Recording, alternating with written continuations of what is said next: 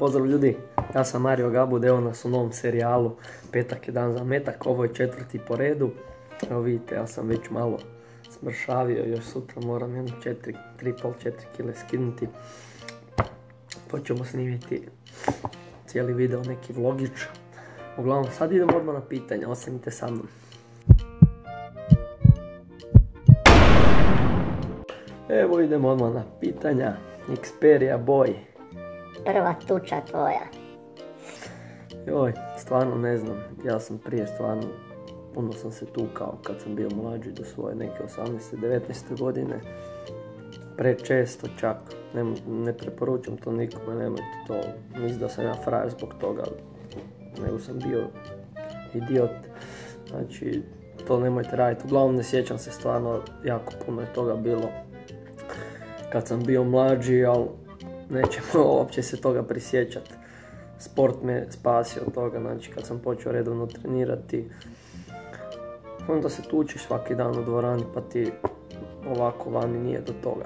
Tako da borilački sportovi su odlična stvar da se riješite te nekakve agresije.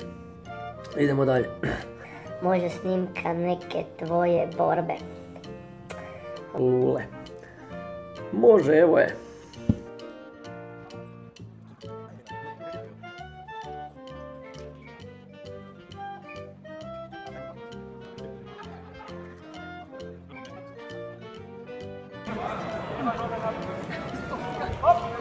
Ovo sam Ao Mario!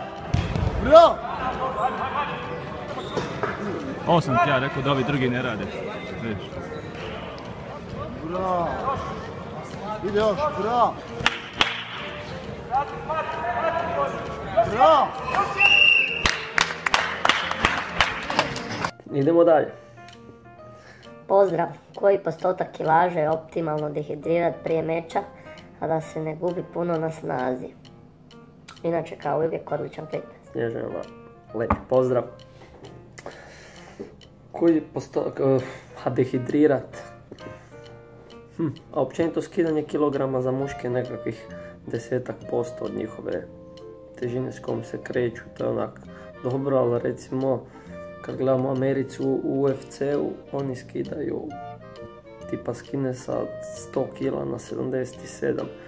Tako da ne znam, jel vjerojatno je u nama problem što nemamo još dovoljno znanje o prehrani, valjda i o tim nekim funkcijama organizma, kako to najbolje napraviti.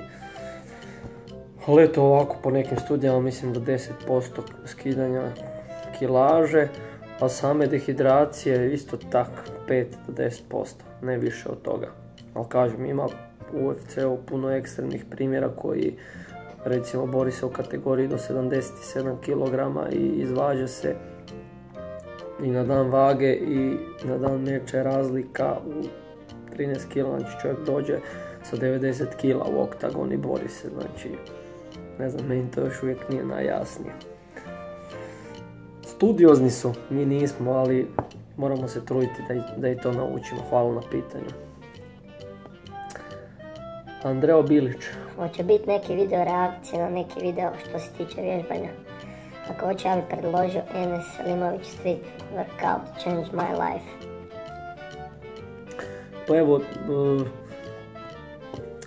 mnogi youtuberi na ovaj način stječu popularnost nedavno, to je sad prekjučer je izašao nekakav spot. Svi rade reakcije na reakcije, šta znam ja, meni to nekako nije moj sistem, ali možda sam ja, možda u meni problem, svi to koriste, pa zašto ne bi ja to koristio. Tako da ne znam, možda me čak i uspijete nagovoriti na to. Uglavnom, ako bude došlo do toga, ja ću prije toga kontaktirati Enesa. Čisto eto, htio bi da se on složi s tim da ja radim svoje mišljenje o njegovom videu, ne želim to ovako samo od sebe. I dalje. Može neki video na temu razbijanja mitova oko sporta. Naprimjer, da li se s klekojima mogu razviti leđni mišići i da li sam u mogućem krugu za pretplatnika mjeseca. Pa još nisam imao plan to o razbijanju mitova, ali definitivno dobra ideja i hvala ti na toj ideji. Da li se s klekovima mogu razviti leđni mišići? Pa teoretski ako se skroz lagano spuštaš tu nešto, možeš aktivirati leđne mišiće, ali kad si u stavu za sklek pa samo raditi ovo, ali to je vrlo sitno, ima puno boljih vježbi za leđa, tako da mislim da nema potrebe raditi sklekove za leđa. Ima puno boljih vježbi, tako da rokamo po zgibovima, recimo za gornji dio leđa, milion puta bolja za to od sklekova. Što se tiče za pretplatnika mjeseca, definitivno si u užem krugu i ima vas dosta sad već koji ste mi redovito komentirate, pa ću vjerojatno onda ja napraviti neki popis od vas 5 pa ću izvući jednog ili dvojicu dobitnika majice. Uglavnom, hvala ti stvarno, eto, stalno komentiraš, stalno si aktivan. Thumbs up. Kad ćeš uraditi klip za jačanje smeća u odbojci? Pa, ja se nadam da će biti sad kroz mjesec dana, stvarno imam jako puno tema. Puno ste mi tema dali, a ja si zapisujem, odem leću krevet, sinem ideja i zapisujem si, imam preko 100 tema zapisanih koje ću još raditi, pa eto kad dođe za to vrijeme napravit ću.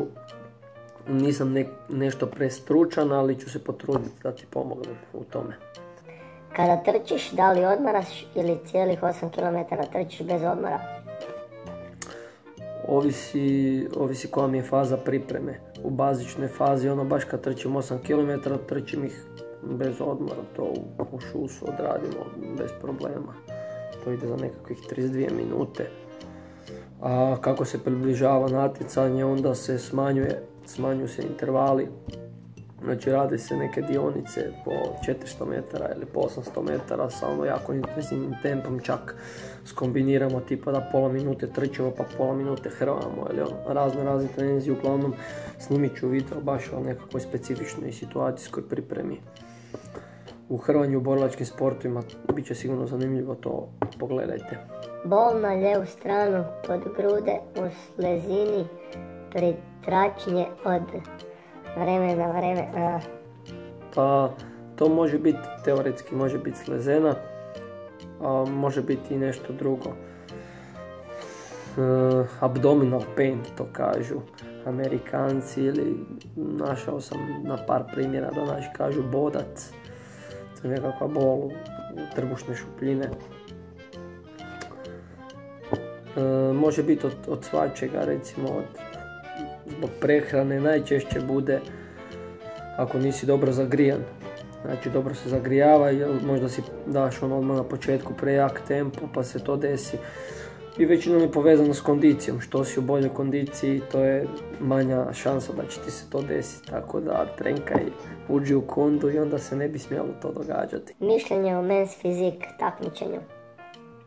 Pa ja toliko ne pratim bodybuilding, ali taj men's fizik mi se čak možda više sviđa od klasičnog nekog bodybuildinga, zato što su onako, recimo, prirodnije mi izgledaju, ljudi nisu toliko napuhani, napucani, a sport kao sport svaka čast, znači poštujem sve ljude koji se natječu u bilo kojem sportu, koliko god da konkurencija bila, ti da bi u bilo kojem sportu nešto napravio, moraš se žrtvovati, tako da nema šta. Idemo dalje. Nikola Milošević. Koji instrument sviraš i odsviraj nam nešto?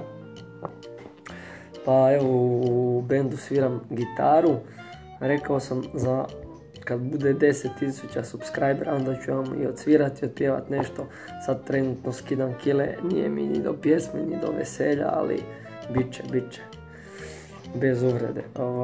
Evo ljudi, to je bilo to od pitanja. U komentare mi postavite za sljedeći petak šta želite da vam odgovorim. Nadam se da ste uživali. Ja sam uživao kao i uvijek i vidimo se. Bok!